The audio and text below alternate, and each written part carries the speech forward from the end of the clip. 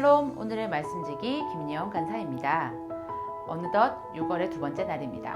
코로나19로 인해 멈춰져 있던 여러 가지 일상들이 조금씩 회복되어 가는 것을 보고 있습니다. 학교가 문을 열어 길에서 가방을 맨 학생들을 다시 만나게 되고, 마스크는 꼈지만 오랜만에 만나는 반가운 얼굴들을 보며 감사하게 됩니다. 일상의 소중함과 매일 만나는 하나님의 말씀의 소중함을 더 깊이 알아가는 하루가 되시기를 주님의 이름으로 축복합니다. 사도행전의 긴 여정을 지나 오늘부터는 디모데 전서가 시작됩니다. 어제 큐티에서 봤듯이 디모데 전서는 사도 바울이 로마의 2년간 가택연금이 되었다 풀려난 후에 자신이 사랑하는 믿음의 아들 디모데에게 보낸 서신서입니다. 로마의 가장 중요한 도시 중의 하나이면서 철학과 우상숭배, 특히 여신 아데미 숭배 사상의 중심지였던 에베소는 사도 바울이 2차 전도 여행 중에 교회를 세우고 오랜 시간 머물며 사역했던 곳입니다. 사도 바울은 에베소를 떠나며 믿고 신뢰할 수 있는 디모데에게 에베소 교회를 부탁했고, 이후에도 에베소 교회와 제자를 향한 기도와 염려를 쉬지 않았습니다.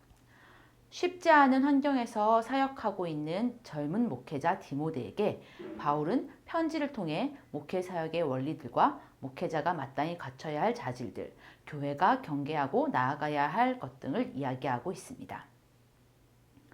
오늘 본문은 짧은 안부 인사로 시작됩니다. 바울은 자신을 소개하며 자신의 타도된 것은 자신의 능력이 아니라 하나님과 그리스도 예수의 명령을 따른 것임을 강조하고 있습니다. 그리고 이어서 디모데를 위해 하나님으로부터 오는 은혜와 평강, 특별히 긍휼을 구하고 있습니다. 인사 뒤에 이어지는 본문은 곧바로 본론으로 이어집니다. 바울은 에베소에 디모데를 남겨두며 특별한 임무를 맡겼습니다. 그것은 바로 사람들이 다른 교훈을 가르쳐 교회를 혼란스럽게 하는 것을 못하게 하라는 것이었습니다. 당시에 많은 문제가 되고 있던 이단 사상들은 에베소 교회 안에도 들어와 있었습니다. 이단들은 예수님의 성육신을 부인하는 영지주의와 예수를 믿고도 율법을 지켜야 한다고 주장하는 율법주의가 대표적이었는데, 오늘의 본문에서 언급되는 다른 교훈은 특별히 율법주의를 가리키고 있는 것으로 보여집니다. 오늘 본문에서 하나님께서 주신 교훈의 목적을 5절에서 명확하게 이야기하고 있습니다.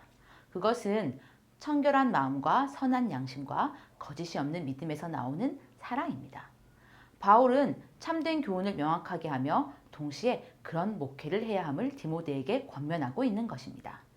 반면에 이단들은 율법의 원래 목적인 사랑 자체를 잊은 채 자신의 권위와 이익을 위해 거짓 논리를 펼치며 율법 선생이 되려 하는 자들입니다.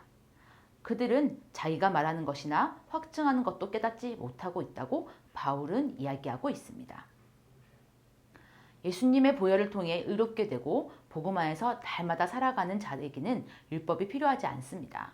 율법이 존재하는 이유는 인간이 죄인이라는 사실을 알게 하며 죄의 심각성을 일깨워 거룩한 삶을 살도록 돕는 데 있습니다. 바울은 디모데에게 참된 교훈, 즉 하나님의 영광의 복음을 따르라고 강조합니다.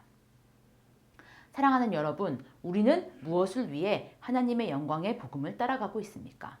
우리의 목적이 확신할 수도 없이 그저 이 땅에서의 안위와 성공을 위해서라면 자신의 권위와 이익을 추구하는 이단들과 다른 교훈과 뭐가 다르다고 할 수 있을까요?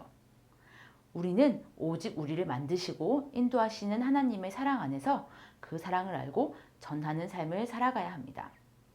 여러분과 저희 오늘 하루가 바울이 말하는 영광의 복음, 그리고 그 사랑을 더 깊이 배우고 경험하는 감사한 하루가 되기를 기도하며 오늘의 말씀을 마치도록 하겠습니다.